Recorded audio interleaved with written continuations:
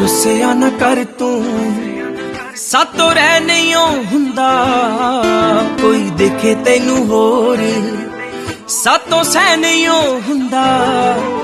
हत्थां विच हीरे ने चेहरे ते खुशियां ने, बस अख च नमी है।